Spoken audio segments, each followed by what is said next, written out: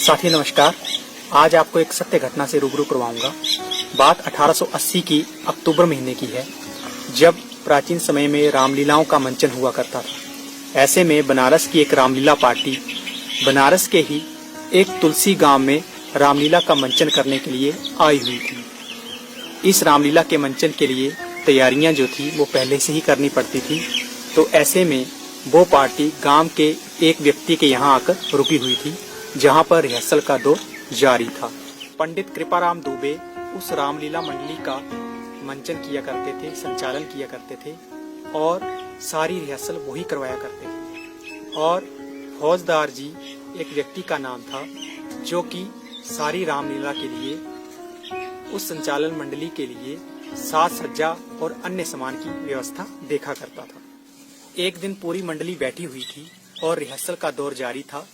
तब पंडित कृपाराम दुबे जी ने फौजदार जी से कहा कि इस बार धनुष के लिए एक ऐसी हल्की लकड़ी का इस्तेमाल करना जो कि आराम से उठाई जा सके, क्योंकि जो 17 साल का नवयुवक राम का रोल अदा कर रहा था, उसको धनुष तोड़ने में कठिनाई ना हो। क्योंकि पिछली बार जो धनुष बनाया गया था उसको तोड़ने में व्यक्ति को कठिनाई महसूस हुई थी। इस बात को सुनकर फौजदार कुपित हो गया।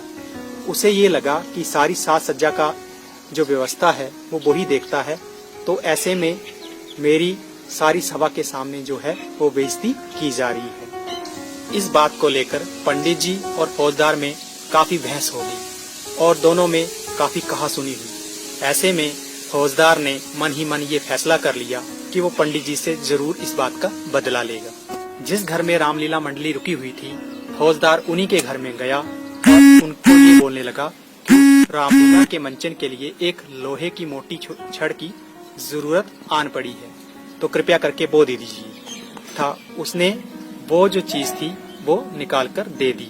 ऐसे में फौजदार उस लोहे की मोटी छड़ को लेकर लोहार के पास गया और उसने उसको धनुष का रूप दे दिया। फौजदार ने लोहे के धनुष के ऊपर कपड़ा लपेटकर उसको अच्छी तरह से सजा करके एक व्यक्ति के घर में रख दिया।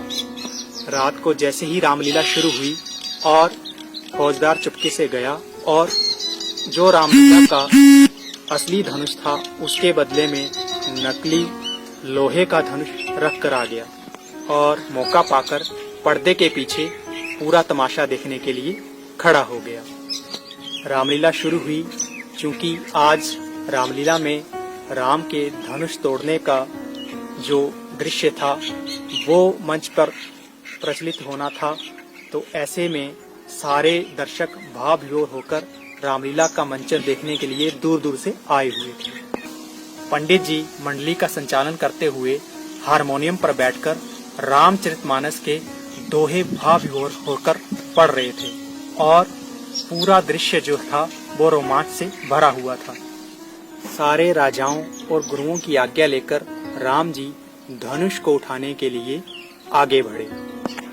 उन्होंने धनुष को नतमस्तक प्रणाम किया और जैसे ही धनुष को उठाने लगे तो उनसे उठाया नहीं गया। ऐसे ही मन वो समझ गए कि धनुष के साथ कुछ गड़बड़ी की गई है। ऐसे में उन्होंने लेश मात्र नजर से पंडित जी की तरफ देखा। पंडित जी उनकी नजरों को समझ गए और उन्होंने ये जान लिया कि दाल में कुछ काला है। ऐसे में पूरे मंच पर मंडली की इज्जत और स्वयं भगवान राम के प्रति लोगों की जो श्रद्धा थी उसका सवाल बन आया था। पंडित जी ने आंखों से कलाकार को रुकने के लिए कहा और धनुष की प्रदक्षिणा करने के लिए बोला और स्वयं को मर्यादा पुरुषोत्तम के चरणों में रख करके आंखें बंद कर करके हारमोनियम के ऊपर राम स्तुति करने में मगन हो गए। जो लोग इस दृश्य को देख रहे थे उन्होंने बाद में ये बताया कि उन्होंने आज तक पंडित जी को इस तरह से श्रद्धा विभोर हुए कभी नहीं देखा।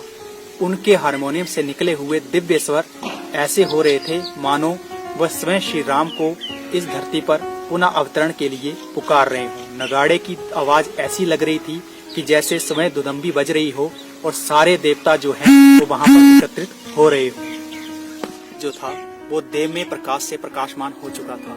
ऐसे में लोगों को ये समझ नहीं आ रहा था कि आखिर हो क्या रहा है। पंडित जी खुद को श्री राम के चरणों में आत्मसमर्पित कर चुके थे। ऐसे में उन्होंने आत्मसमर्पण के साथ एक चौपाई कही। लेख चढ़ावत खेंचत गाड़े, काहू न लखा देख सब उठाड़े, तेनी छन राम मध्य धनु तोरा, हे भुवन घुरी घोर कठोरा।